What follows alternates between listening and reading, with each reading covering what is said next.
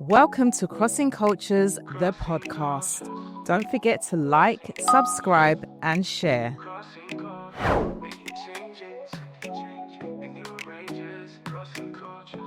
Okay, welcome everyone. Welcome to another episode of Crossing Cultures, the podcast that is based in Qatar. Now, if you know somebody that is a professional and they're looking to explore the Middle East for any type of work, then this is the place to be. We have lots of different testimonies and stories about everyone's journeys and reasons why they have landed their position in Qatar or the Middle East. So it'd be a really good platform just to share with others. So today I am joined by Lorna, who is originally from Jamaica. So Lorna, thank you so much for coming on the podcast. I appreciate you. You good? Good to have me as well, finally. Yes. So you are from Jamaica? Born and bred. I was born in Spanish Town. Okay. Catherine, Jamaica. Okay. Jamaica, I come from. Stop it. That is your line. It is. I love it. Okay, so you have been in Qatar for 10 years. Okay, so what is your biggest lesson since you've been here? And I know that you came here because your husband was here first. Yes. So he came 2014. Obviously, I didn't want to come to Qatar. I was at a job in the UK. I was enjoying my school. I was at a job in Hackney. Okay. And, you know, Hackney is known to be terrible, but I was loving my school. But we came here, I may say under duress, but we came here. And we're at the ending point. I don't want to leave Qatar. Yeah. But you've enjoyed it here, though. I have enjoyed every moment of it. There are things I wish I had done. You know, when I was invited over by some friends, Keisha, and I stayed home. But I wish I had done some more when I'd done some more traveling to other countries, because the opportunity allowed itself being in the Middle East. Yeah. I have those regrets too. Yes. I don't think I've travelled enough. Make use of it. Yeah, I know. I don't think I've travelled enough. And I think it's just because of the commitments that I have back at home. So when we have our half-term breaks, it's like, okay, I'm going to go home. Unless you have last year summer, yes. I did Thailand with my sister first, and then we both came back to the UK. So that was really nice. I'm so glad I did that, because last year we had 10 weeks off for the summer. Yeah. So whatever time you have left here, make yeah, I will try my very best, God willing. Okay, so do you think you've developed professionally since you've been here as well? In a sense, you know, when you compare here to the UK, you would get lots of opportunities for CPD moments. They did try at the school, but most times it was being delivered by people who you think you're not helping me professionally. As leadership changes, and younger ones come with their way of doing things, I have sort of changed professionally. I used to be, I wasn't open to having people coming in my classroom. But now when I've been asked, can you share good practice? I do it willingly. I've been told by a senior leader actually that I've actually grown. Okay. Because I would normally say, no, I don't want anyone in my room. But no, I do it willingly. So it's to help the confidence has grown a lot. Yes. Okay. Yeah, that's true. And personally, how do you think you developed outside of work? I wish I had done more in terms of going further with my education, because the opportunity afforded itself a lot. But being in the laid back environment, I did not push myself. But again, personally, I've developed, because I've met friends. I've met you and Nicola and all the other girls, Rhoda, who would, you know, that group that you guys created and provided that home away from home group. So I think I have grown there. Personally, I formed some good relationships. Yeah. I'm really going to miss. Yeah. But they'll be forever now. Yes. They'll be forever. And we're talking like everybody knows what we're talking about.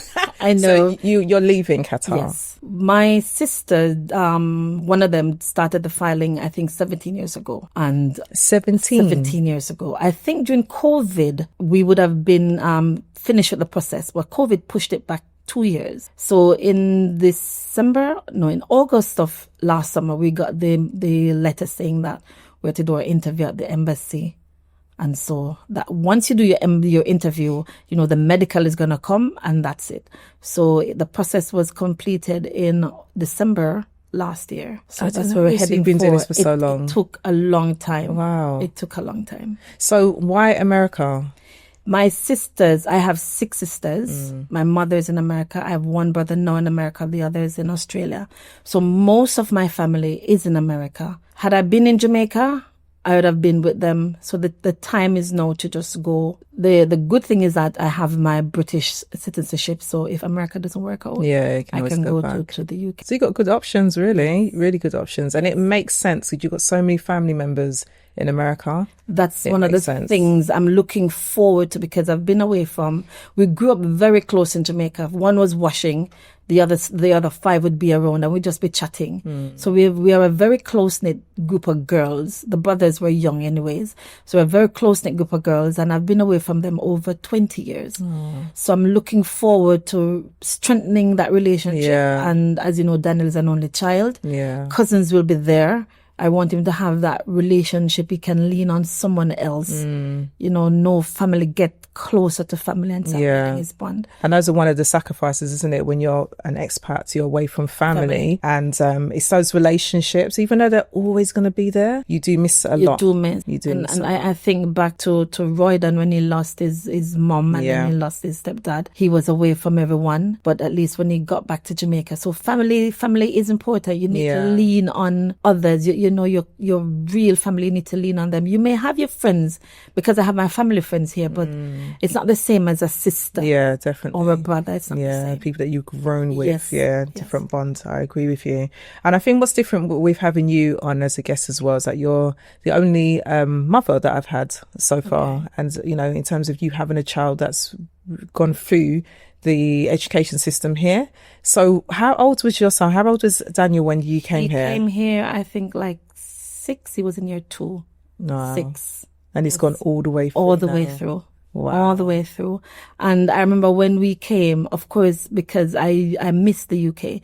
Daniel was an outgoing person back in the UK, and he came here. The first school I worked at, it was lots of local children. And he was in a classroom where he was the only English speaker.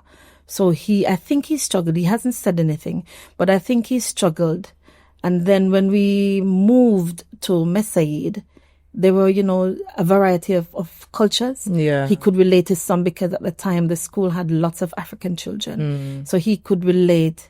And then he started forming his relationships with children from other cultures, other religious backgrounds. So I think for Daniel, it might have been hard, but I'm happy that, he's now grown up to meet and form friendships with children from a wide diversity, cultural diversity.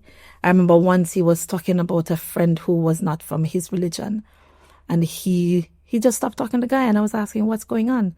And he said he's not a Christian, and he wanted to do the Bible talk, but the boy was not interested. And I said to him, put yourself in his shoe. Would you want to hear about another religion? I had to make him know that we're different. Yeah. Just form your bonds, because not everyone have the same ideas you have. You can get along with people, and he's been doing really well, I must say, because recently he went out with his friends.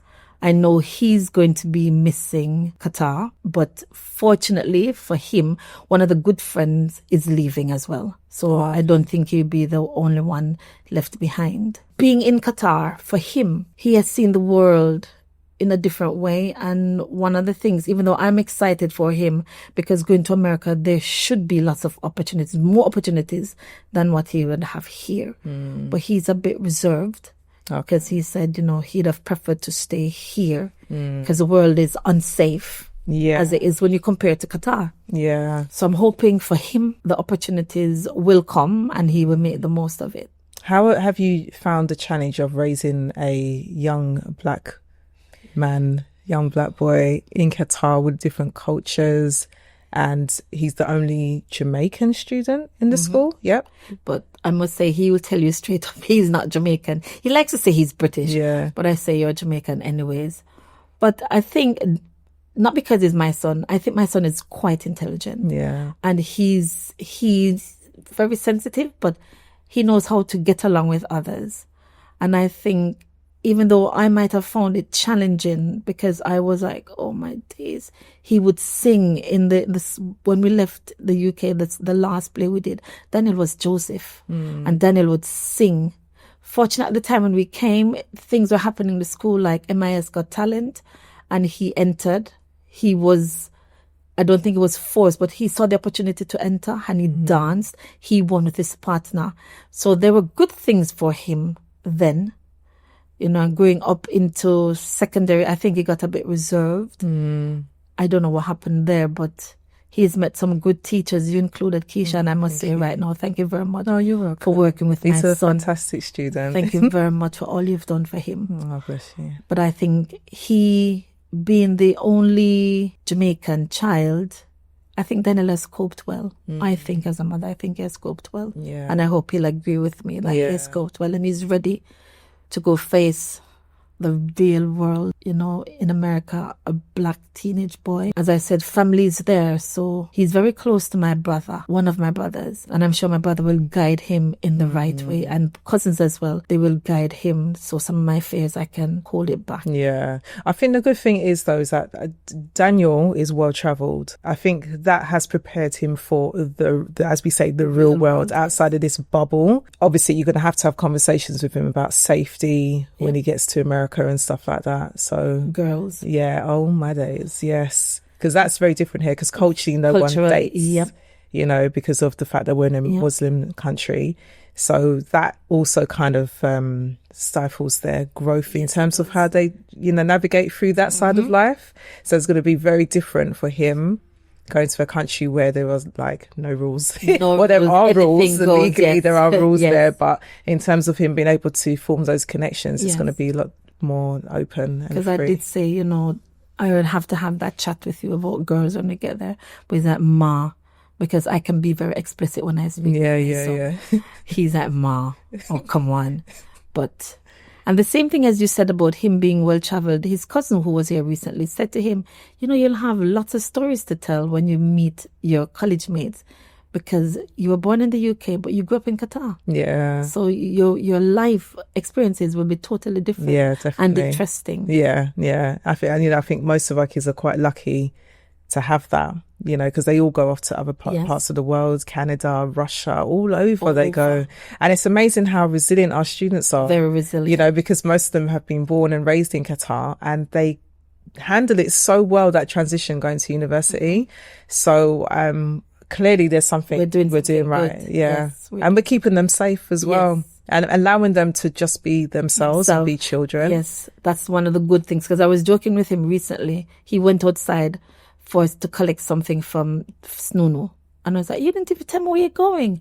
And I was like, why am I? I said, somebody could kidnap my son. He's like, really? In the streets of Messaid. So, you know, that safety aspect of it, I'm really going to miss that. You know, like, he could go out with his friends, walk on the streets, and I don't have to worry. You know, he go places, he would go on the metro, and I'm not worried that's going to be totally different in America. It is. Okay, so you have been married for how long? Oh my God.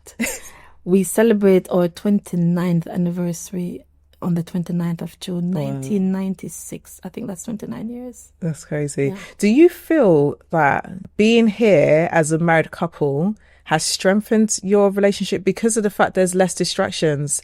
So you are, like I said, we are literally in a bubble. Yes. It's a community. Yes. We work in the same area. The country's beautiful. There's beautiful places to go. There's beautiful places to stay. The hotels are amazing. So it gives you more opportunity to develop as a, you know, your parent relationship, your couple relationship. Do you think that's I think amazing? It has strengthened. It has made an impact. Again, I'll go back to when I was going to the UK. Leaving the UK to come here, and I was in a cab, and you know, the driver was asking, so where's husband? And I said he was in Qatar, and the driver was like, oh, you don't have to worry, he can't have any women. So I think that part of it has stabilized relationship, even though I'm hoping when we go across the border, where his eyes may be open to other things, I'm just hoping that, Roydan, you remain true to yourself, true to your family. I'm just hoping that happens. No, but he's a very devoted husband. Oh my gosh. He has. I'm happy in a sense because now we can have others around, because sometimes Roydan can be very miserable for silly things.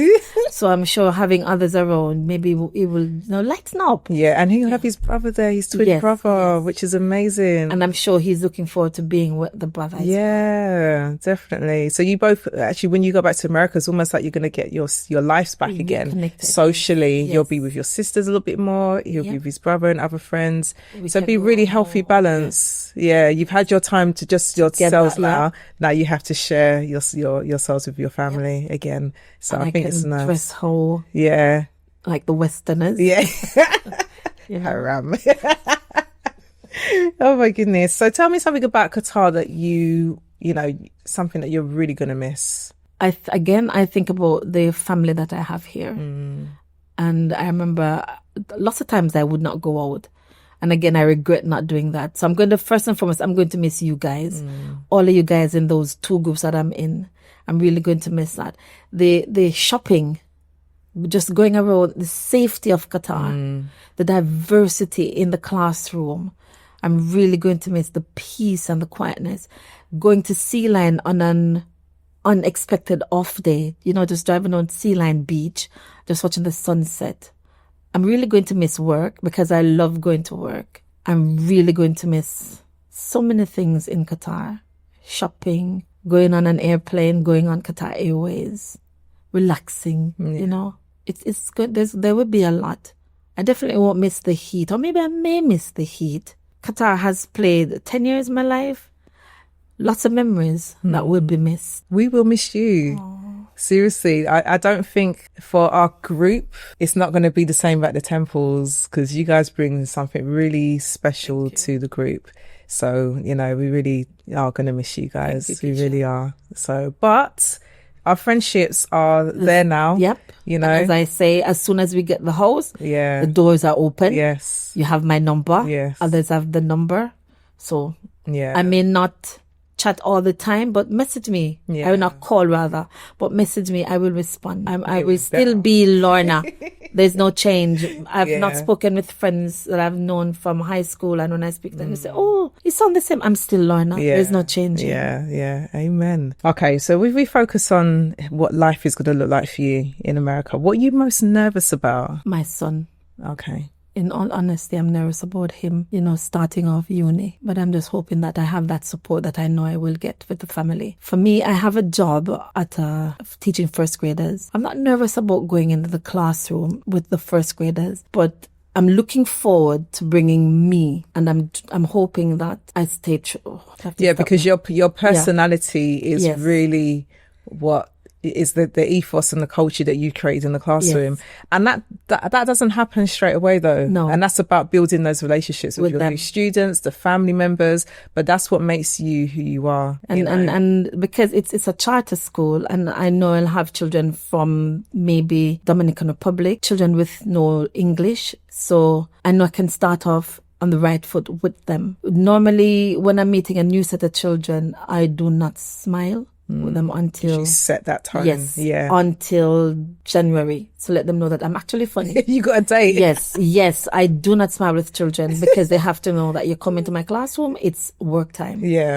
But I think that may change a bit in America. I may ease back a bit and start mellowing, because I've been teaching for going 32 years. I think I need to start mellowing, be my firm self still, but in a firm, friendlier way. I'm looking forward to it, I must say. It's exciting. It is. When I did the interview, they were like, "Whoa, you taught in Jamaica, you've taught in the UK, in Qatar, no, America."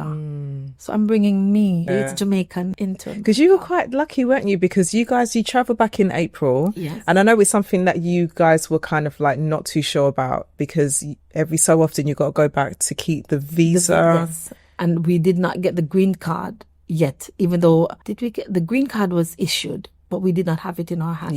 So it was like every 6 months you got to go back. Yes. So your sixth month would have been the date that you actually break up. So it was like, okay, if we don't go now, we're gonna have to leave a little bit earlier in the summer to make it in time for the 6 months. So in that time when you went back in April, you were able to line up an interview and get a job before coming back to Qatar. I had no idea, because I saw the job. I don't know. I put my CV out on Indeed. It's an American version. Someone phoned just to do a quick check interview, but I hadn't heard anything from them. So I had it at the back of my head. And then we got to America the Tuesday. The Wednesday, I checked my email. Somebody wants to do an interview. Fine, I did the interview the Thursday. They wanted to do a second interview, and then the follow-up would have been a demonstration lesson. I'm leaving in a week. So how would I do a demonstration lesson? The idea was to do it in the summer. The Sunday, Keisha, my sister, because I'd used my sister's number, I hadn't got my American number yet. Someone phoned my sister, wanted to do another interview. So I did an interview on the Sunday, and they asked me to come in after to do the demonstration lesson. She was thinking the Monday. I wanted to go do my hair. So I said I could do it the Tuesday, because we were leaving back for Qatar on the Wednesday. She couldn't fit me in on the Tuesday. I said I'll do Wednesday because I'm traveling at 10:30 Wednesday. And I went and I did the lesson. What age group was it? This was our version of year 2, so they're 6, 7. Okay. So they seem different to the students that you teach? They were like the same. Yeah. Year 2 children. Yeah. You know, but there was one child I can't remember who seemed not interested in one thing I was doing. And I tried to engage this child. But at the end, the child actually learned because she asked me a question. So she was actually paying attention. And there was another one who was spinning around, and I got her to, sit still. They were actually focused. But one of the things I think that surprised them, because the lesson was an introduction to kings and queens. And I thought, I'm going to teach kings and queens. I can't just go in. So I went on Amazon Prime. I ordered a crown. I ordered a robe. I had a scepter. I had an orb. I had the glass that they drink out of. And my sister-in-law said, why not make a throne? So I got curtains, gold shower curtains. You didn't. When I went in for the lesson, the head, who was one of them observing me, she sat on the teacher's chair. So I said, I'm going to need a chair. I'm thinking, she's probably thinking I need to sit. But I wasn't going to sit. I needed to wrap the chair as a throne. Okay. So because I was thinking these children, there are some who are new to English. I had my words. I had my throne, my crown on my head, my robe word stuck here, my robe, and at the back. So each position I turned, the child could actually see. So I was, because that's what I would normally do. I was not putting on a show, because this is me when I'm teaching. So they were like, do you have these things in your closet? So I had to say, one of the good things of being in America, Amazon Prime is... Yeah, next day delivery. I know when I'm teaching beforehand, they wouldn't understand at school, and I ask, so what lesson are we doing? What's the topic? They wouldn't understand, because I'm preparing myself, because I know I'm traveling. I'm going to order books. I'm going to get whatever I need to put in my classroom. So that's me. So I will forever bring those in. But I think they were blown away. But as I said, Keisha, that was just me being me during the lesson. Yeah. It just came. So you're really innovative as a teacher. That's amazing. So. Thanks. I don't think I've heard anyone do that in the interview before. That's why the girl was standing there looking at you, because she's in awe, like, what's going on here? Yeah. Bring a whole theatre set to the interview is amazing. That I remember when we were doing Florence Nightingale, I got a nurse's uniform. Oh, wow. And a stethoscope. And there were parts when we're talking about the rats. I had... in America, you can get rats that can move, and I had some that you could splat onto the wall. That's me. So I bring all of those things into the classroom. Oh, I'm quite inspired, actually. But then again, that's primary school teaching, isn't it? You can really get animated. Yes. I like that. That's me. That's amazing. Oh, no wonder why they snapped you up straight away. I think yes. So. And even here, things in my classroom, I will set little stations in. I will buy like word searches. I will buy jigsaw puzzles. Right now, there's a very small jigsaw, because it's the end of the year. And people have come into my room and say, oh, they're not going to finish that, but you should see what the children are doing. Oh, wow. So I have little tables. If I'm doing maths, I will have maths resources, something to link. When we're teaching, like the time, I had clocks and I had questions, find this, do that. When I'm doing capacity, there was water all over my classroom. So as a primary teacher from Jamaica, you have to bring learning alive. You do. And that's me. Wow. That's amazing. Thanks. Oh, That's wow. me. Fantastic. I've always heard from parents that you're a good teacher? There's a couple of names that float around, and it's always your name and a couple of the other names, you know, and it's just like, now it makes sense. Hearing your passion to bring the education alive is really, inspiring. They have to work, Keisha. My children, they have to work. If they're not working. But they also have to enjoy what they do learn. enjoy, and that's what you're doing. And that's the thing. You're making it fun.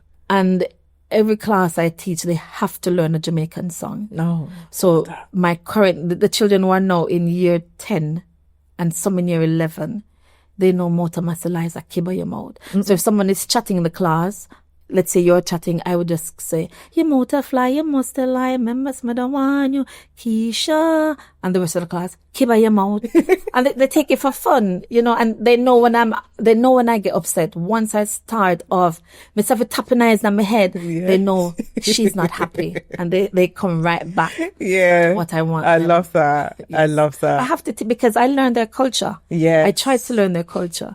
So it surprises them when I say like Alafis. Yeah. Urdu speakers are like, and I've learned some Indonesian words, but I don't remember them. But you know, that's the diversity of teaching in Qatar. Learn the language and they love it. They feel respected. Oh, she knows my language. Okay, so we have lots of expats that are wanting to come over with their families, so their children.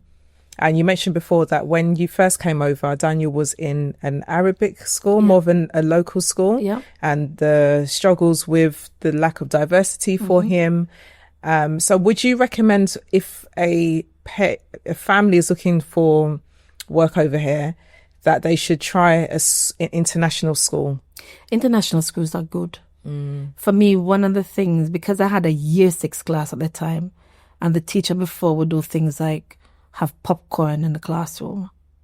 That's not teaching for me. Popcorn is fun time.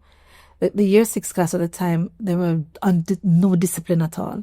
So I spent a lot of time getting them. I think within 3 weeks, I got them because people say, "What have you done with them?" And because of that, I did not spend time with Daniel. But for families coming over, an international school is good. Your child will learn so much. And Qatar has so much to offer. Get your child involved. Take a child out. There's swimming. There's lots of sporting activities they can get involved with. Get that and travel. Take a child to other places that you would not be able to afford them with the time across the world. Do all of those things. I would recommend an international school because you can do so much with them. You know, let them grow. Have that real life experience. Yeah. It is good. I've enjoyed it in an international school. So I would recommend working in an international school. That's good advice, actually, because I feel that especially for our community, a lot of our students don't go into the city enough. So I would say that if you're working in a community school, make sure that your child explores the Qatar beyond the community. And also, you're right, forming those other groups from swimming club or football club in different areas is also very, very helpful. Very important. Yeah. That relationship, you know, your child develops socially, emotionally as well. I agree with that. Okay, so if you had any advice to somebody who was thinking about coming out to Qatar to work, what would you advise them? Do your best wherever you go. Do your research. Find out about the schools. There will be difficulties, as in every other country. But do your research. And when you get to the school, wherever you are, try to have fun. Make your mark. Make your mark. And don't lose yourself. Because I know in some local schools, you get bribed from the children, I've been told. But don't sell yourself short. Remember integrity. Yeah, because there are rules against that too, accepting gifts and stuff like that. You have to be very careful. I would encourage people, come out. Come out to the Middle East. Come out to being in Qatar. You know, we don't believe everything you hear in the media. Ask someone who is actually there, living there, someone who, you know, will give you the right information, you know, and just branch out. Yeah, definitely. See what it offers you. See, I did not want to come here, and now I don't want to leave. But I think at the workplace, I think it's a time now, especially for Daniel. If I'm leaving for anything, I'm leaving for Daniel's sake, so that he can get that real life experience outside of the Middle East. That we've all had growing up. We've all had, yes. He needs that. And I don't think the Middle East would have offered that for him here at this stage. So I think He said he would come back to live here. That's fine.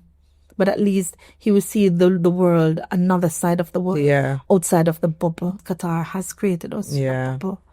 You know, you can leave your mobile phone anywhere, leave your handbag open anywhere. Mm-hmm. Where else in the world can you do that? You come back and find it. I know, but then you pick up really bad habits. So I've done that quite a few times when I've gone home in the summer, and I might have been in Aldi, and I'm leaving my bag on the trolley. Yep. And the minute I realize, I dart back because I'm like, oh my goodness, girl, you better remind yourself that you're in the UK now. Yep. You are not in Qatar. That is sad, isn't it? It is sad. But even just the general hospitality. So I've been in my car, stopped off at the petrol station, and I'm sitting there for a good 10 seconds thinking, oh, I forgot I've got to get out of the car.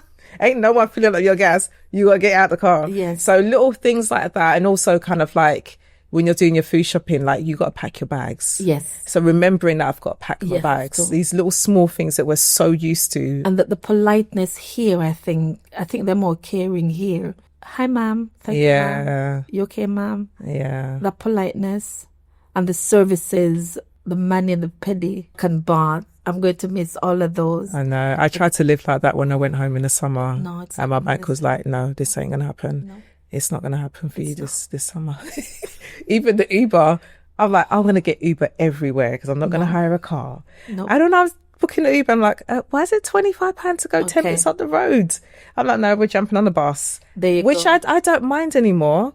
When I'm back home, I actually do like going on London transport. I like seeing people when I'm out. I like speaking to, you know, locals when you're out and about, saying good morning. I miss that here because we don't have many places where you can walk. Actually say, you know, so I do miss that. And as you say, you know, Uber, Daniel wanted to order something on Eats. Uber Eats. It's expensive. And he came back to me and like, what? Tax? You have to pay tax on the food. So taking him back to the real world. Yeah, exactly. Yeah. Well, Qatar would definitely miss you all. And I know you guys are going to do fantastically well in America. So you just have to stay tuned and find out what's going on with you guys to get the update. But we have come to the end. So I'm hoping, and I know that someone will be listening and they will be inspired by your story. Yes. We'll stay tuned for the temples in America. In America. Yes. Boston, Massachusetts. Amen. You're coming. Oh, bless you. Okay, guys, I hope you enjoyed this episode. I hope it has ignited something in somebody out there that's thinking about coming out to the Middle East, or maybe you might be in the Middle East thinking about where you're going to go to next, and you might want to transition onto the USA. Never know. But anyway, stay tuned for the next episode, and remember to like, subscribe, and share. So take care, guys. Thank you for listening.